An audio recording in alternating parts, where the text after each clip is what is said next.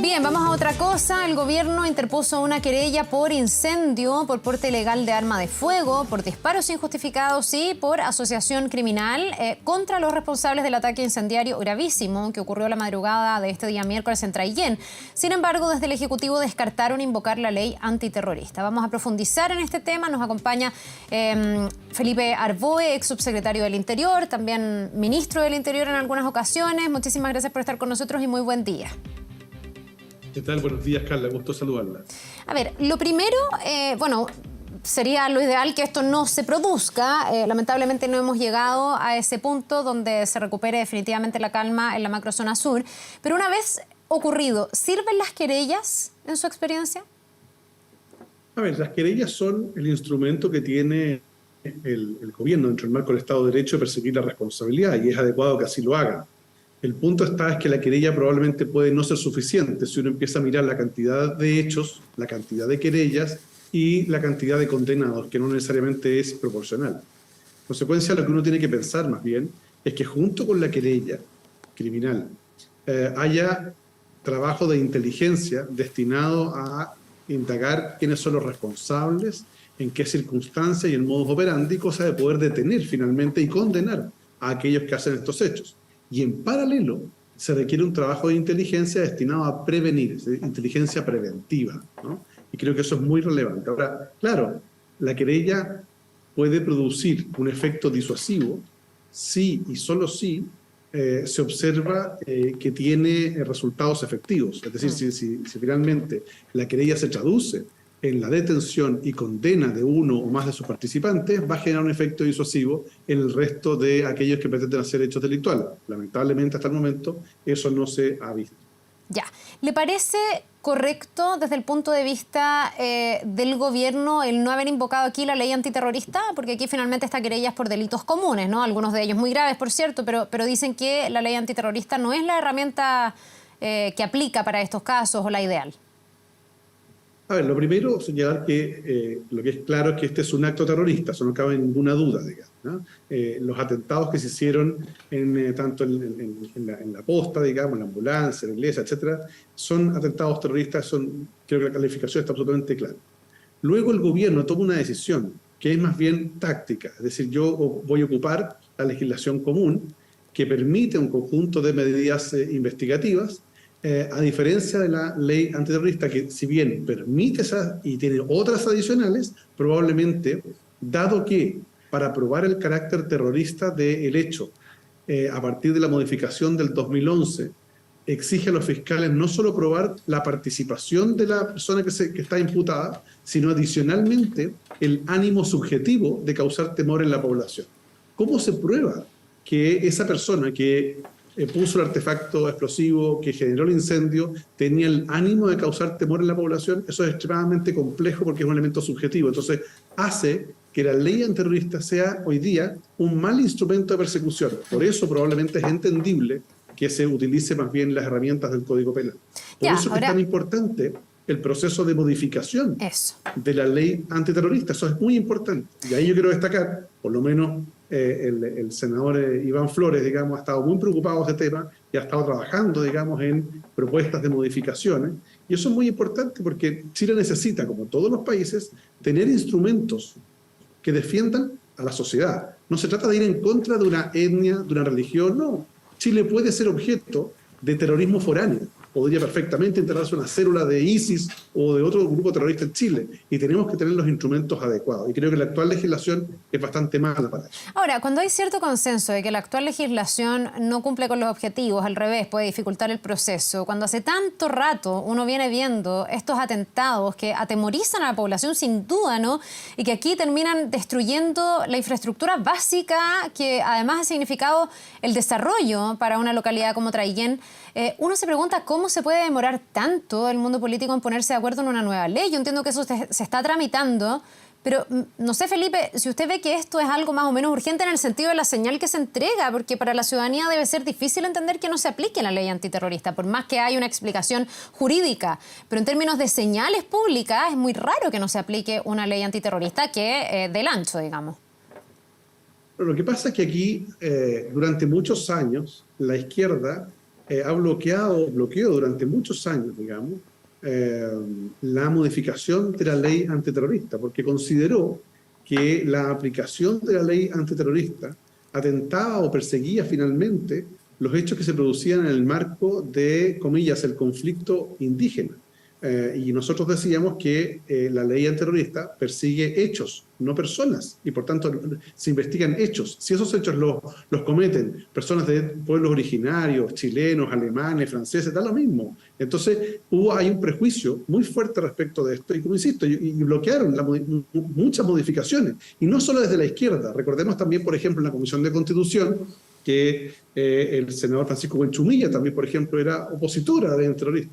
A mí me costó mucho dentro del PPD sensibilizarlos en su oportunidad que era necesario que las democracias requieren de instrumentos eficaces para proteger a la democracia, respetando obviamente los estándares internacionales en materia de derechos humanos. En consecuencia, creo yo que es muy importante que eso de una vez por todas se haga. Entiendo que el gobierno ahora ha dicho que va a proponer una modificación a la ley antiterrorista. Se discutió el último proyecto, una famosa ley corta antiterrorista, que creo que es lo suficientemente simple para poder resolver el tema procesal actual, digamos. Es siempre el juicio que se pueda discutir, porque aquí también hay una discusión. ¿Necesitamos una ley antiterrorista probablemente tal? ¿O metemos, por ejemplo, dentro del Código Penal un capítulo de conductas terroristas? Eso sería lo más normal, para que no haya toda esta discusión de que la ley fue de origen de Pinochet y no sé qué, y terminemos con eso. Oiga, los presidentes, yo recuerdo una conversación que tuve con el ex jefe de gobierno español, Felipe González, que me decía, mira, nuestra legislación antiterrorista permitió a España transitar hacia una pacificación y reducir a ETA cuando en realidad tenían un problema muy complejo de estabilidad política y de seguridad. Y eso se hizo en democracia, con leyes que se hicieron en democracia. Entonces, los países requieren de instrumentos. Y eso es muy importante que la política de una vez por todas entienda. ¿Cuánto nos costó modificar la ley de robo de madera? ¿Recuerda usted los discursos que hacían? Y cómo nos atacaban a aquellos que defendíamos esa legislación. Bueno, gracias a esa ley se han desbaratado importantes bandas de robo de madera, donde hay personas de pueblo originario y personas que no tienen nada que ver con los pueblos originarios. Es un crimen organizado. Bueno, aquí es lo mismo. Necesitamos una ley antiterrorista pronto. De lo contrario, esto se va a instalar como un hecho de la causa permanente y va a frustrar cualquier tipo de diálogo, porque es evidente que lo que busca este tipo de atentado es echar abajo el proceso que se está llevando a cabo a través de el ex canciller Alfredo Moreno, de diálogo, de buscar puntos de encuentro. Esta gente de paz no quiere diálogo. Esta gente no quiere diálogo. Y por tanto, si no quiere diálogo, hay que aplicar la ley. Ya. Ojalá que esa ley llegue y que esté a la altura y que haya consenso político. Al menos todo indica que ese es el camino que se está siguiendo después de muchos atentados y de hechos graves que han ido generando ese consenso. Ahora, partíamos diciendo que ojalá esto no se diera para que ojalá hubiese una situación normal. Mientras eso no ocurra, hay quienes le han pedido al gobierno que dé un paso más o que suba un peldaño más en términos del control y la seguridad, estableciendo un estado de sitio. Alguien decía, creo que era el diputado Mellado, que los militares tengan realmente poder en el lugar. ¿Qué mirada tiene usted de una medida como esa? El gobierno dice que el estado de sitio no serviría, que no aporta herramientas adicionales. Bueno, yo no sé cuál es la evidencia que tiene el gobierno para afirmar eso. Yo creo que de una vez por todas a la política hay que exigirle evidencia cuando hace un juicio o una afirmación. Y tampoco tengo evidencia de por qué el diputado Mellado dice que eso serviría. No lo sé. El punto está en que evidentemente hoy día lo que sí tenemos como evidencia es que en la situación de inseguridad que se está viviendo en la macrozona sur se mantiene aún con los militares en un estado, comillas, de emergencia, digamos, de excepción, digamos, acotado, ¿no?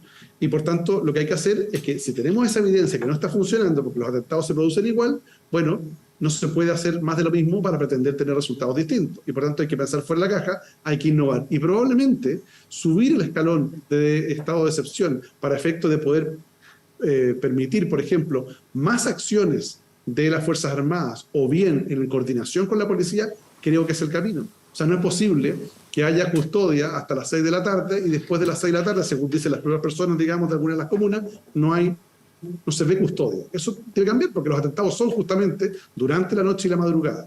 Ahora, ¿eso trae aparejado un riesgo? Sí.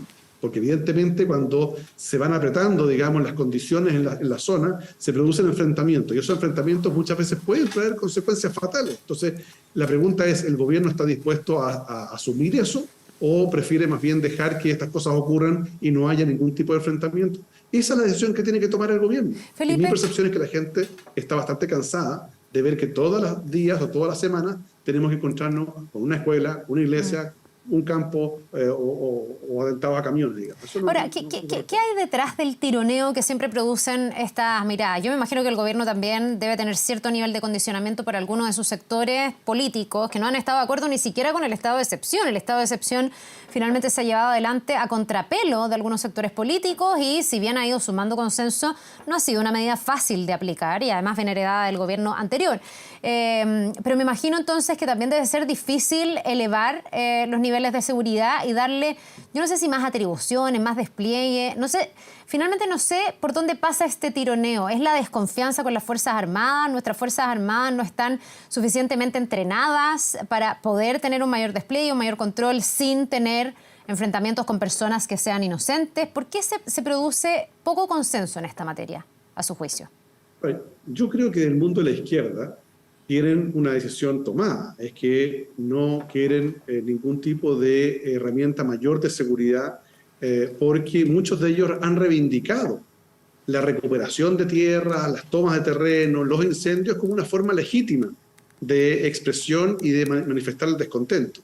Cuando eso está instalado, recuerde que usted que además lo decían públicamente en el marco de la Convención Constituyente, cuando eso se instala, bueno, obviamente no quieren medidas de seguridad y el gobierno tiene este problema, esta disputa interna. Lo que a mí me parece es que no es justo que la gente en la calle, en la casa, en las zonas que están afectadas hoy día, tenga que estar sufriendo día a día lo que esos parlamentarios, esos dirigentes, esos miembros de la política, más bien tienen y solamente opinan desde el escritorio, desde sus pupitres en el Congreso o desde la moneda, porque la gente lo vive a diario. O sea, acostarse en la noche, tener que tener un arma al lado para evitar, digamos, que le puedan quemar la casa o puedan asesinar a sus hijos, bueno, eso es una cosa que probablemente ningún parlamentario ha sufrido, o muy pocos, digamos. Y por tanto lo que se requiere es que se tome conciencia una vez por todas y se dejen los prejuicios de lado. Las democracias, insisto, requieren tener medidas de seguridad. Sin seguridad no hay libertad. Sin seguridad no hay inversión. Sin seguridad, al final del día, la gente empieza a desconfiar ya no solo del gobierno de turno, del sistema democrático. Y eso sí que es muy peligroso. Por eso que es tan importante que de una vez por todas se adopten medidas que sean eficaces. La gente no puede seguir diciendo, mire, otra querella más reuniones, más cafecitos. Aquí se requiere acciones. Cuando uno conversa con la gente allá, dice, mire, si nosotros sabemos quiénes son, sabemos dónde están, pero por alguna razón no se opera. Bueno, si esa evidencia, supuestamente, que dicen tener, está, ¿por qué eso no sirve de base para investigar y detener a esas personas y eventualmente condenarlas? Porque hay un problema serio de capacidad, digamos, operativa. Entonces se requiere mucho más eficacia. Yo creo que el sistema tiene que trabajar mucho mejor. Fíjese usted, le voy a poner un punto. En España, cuando se empezó a perseguir la ETA en serio, bueno, tomaron decisiones. Y dentro de las decisiones, por ejemplo, dijeron que los jueces que juzgaban a aquellos que eran detenidos en el marco de acciones terroristas no eran los jueces del País Vasco, eran los jueces de la Audiencia de Madrid, porque sabían que muchos jueces estaban amenazados ellos y sus familias. Y por tanto, se fija, lo mismo que los fiscales. Los fiscales no vivían en la zona, porque también es muy complejo para un persecutor, digamos, sacar patente de héroe y que a su hijo en la mochila le llegue una amenaza, digamos, de muerte a la familia. Eso es muy complejo. Entonces Chile tiene que tomarse el tema en serio. Si no hay seguridad en este país, mi percepción es que vamos a tener una situación de inestabilidad democrática prontamente, y eso es muy peligroso. Ya, pero cuesta entender cómo llegamos a este punto. Usted fue subsecretario del Interior el 2006, ¿no? 2006. Usted era, para ser el equivalente, el Manuel Monsalve de ahora, digamos, que a él es a quien vemos permanentemente salir, explicar, dar a conocer las medidas que toma el gobierno, etcétera. Y uno dice, con distinto nivel de complejidad, y hoy día, por cierto, con un empeoramiento de la violencia, a los distintos gobiernos les ha tocado enfrentar este tema y ninguno, finalmente, Felipe, ha podido solucionarlo o llegar a vías que al menos se acerquen a la solución. Al revés, se ha ido radicalizando la violencia. A su juicio, ¿qué ha fallado? ¿Qué es lo que no funciona para que el Estado pueda tomar el control, para que hoy día tengamos comunidades donde el Estado no entra simplemente? Solo decirle que entre el gobierno del presidente Lagos y Bachelet 1, la coordinadora Arauco Mayeco estaban todos presos, todos. Después lo fueron liberando por huelgas de hambre, porque se pusieron nerviosos, se fueron liberando, pero estaban todos presos. Ya, pero ahí usted me está dando una clave, acción. porque usted recién me hablaba de las presiones a la justicia, Bueno, en este caso yo los creo que jueces, los fiscales. lo que ha ido ocurriendo. Ayer había una toma en la municipalidad de Ercilla porque pedían el traslado de los presos mapuche que tomaron de rehenes a los gendarmes el día de las elecciones. Aquí también hay un tema de algunos grupos que presionan y yo no sé si se inhibe la autoridad muchas veces en esta materia. ¿O usted percibe que no pasa eso? Obvio que se inhiben algunas personas y algunas autoridades. Si el problema es que además tenemos algunos funcionarios públicos que no asumen que son funcionarios públicos y creen que todavía trabajan en las ONG y que les dieron funciones antes del gobierno. Y ser funcionario público implica anteponer lo que se llama la ética de la responsabilidad que importa el cargo ante las convicciones legítimas que puede haber tenido antes. Entonces, cuando uno tiene, por ejemplo, que el gobierno se nombra como encargado del fondo de tierras a una persona que reivindica las tomas de terreno, uno dice en qué están pensando. Eso es inaceptable. O sea, es una provocación, porque se está poniendo a alguien que ha reivindicado la toma de terrenos a cargo justamente de financiar. O sea, ¿vamos a hacer un negocio? ¿Esto va a ser un caso convenios 2? ¿Van a empezar a comprar tierras, digamos, a aquellos que generan violencia? Una de las medidas que tomó la presidenta Bachelet y también el presidente Lagos es que aquellas comunidades o grupos que participaban de hechos violentos no podían ser beneficiarios del fondo de tierras. Eso es clave, porque si no, en un sentido perverso, me tomo un fondo, me tomo un campo, cometo un hecho de violencia y después resulta que me lo asignan, digamos, a ese respecto. O sea, lo que debiera ocurrir, por ejemplo, la primera medida es que quede completamente fuera de cualquier tipo de beneficio un campo que se encuentre ocupado. Porque si no, claro, ocupo el campo y después al final del día empiezo a negociar el precio. Claro. Entonces, mi percepción es que hay un problema. Y lo otro que hay que hacerse cargo de una vez por todas es de la comunidad de Temucuicui.